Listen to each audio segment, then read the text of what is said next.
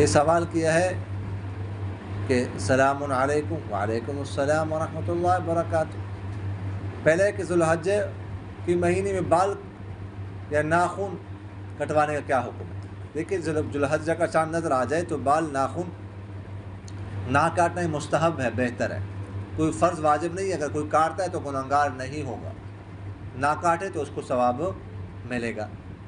دوسرا سوال یہ کہ نماز کے اندر رفع یدین اس طرح کر سکتا ہوں کہ فرض نماز میں ترک کر دوں اور سنت میں ادا کر لوں، کیونکہ کچھ فقہاء کے نزدیک ایک سنت مؤکدہ بھی ہے، اور بالخصوص حدیث مبارک میں کا مفہوم یہ ہے کہ قیامت کے دن سب سے پہلے نمازوں کا حساب ہوگا. دیکھیں پہلے بھی میں اس کے حوالے سے عرض کر چکا ہوں کہ جو ہے نا رفع یدین آپ صلی اللہ علیہ وسلم سے ثابت ہے، لیکن اس کی سی ممانعت بھی ثابت ہے کہ آپ صلی اللہ علیہ وسلم نے فرمایا کہ میں کیا دیکھ رہا ہوں تمہیں کہ تم جو ہے نا وہ سرخ گھوڑوں کی طرح جو ہے وہ اپنے ہاتھ اٹھا رہے ہو، تو نماز میں سکونت اختیار کرو، یہ آپ صلی اللہ علیہ وسلم نے فرمایا. تو اس لیے احناف کے ہاں نہ کرنا افضل ہے، کرنا جائز بھی ہے.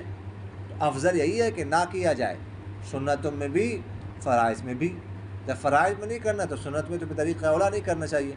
ویسے کبھی کبھار اس نیت سے انسان کر لے کہ آپ صلی اللہ علیہ وسلم سے ثابت ہے تو ٹھیک ہے، لیکن باقی نہ کرنا ہی افضل ہے. سمجھ آگے کہ نہیں؟ وما علینا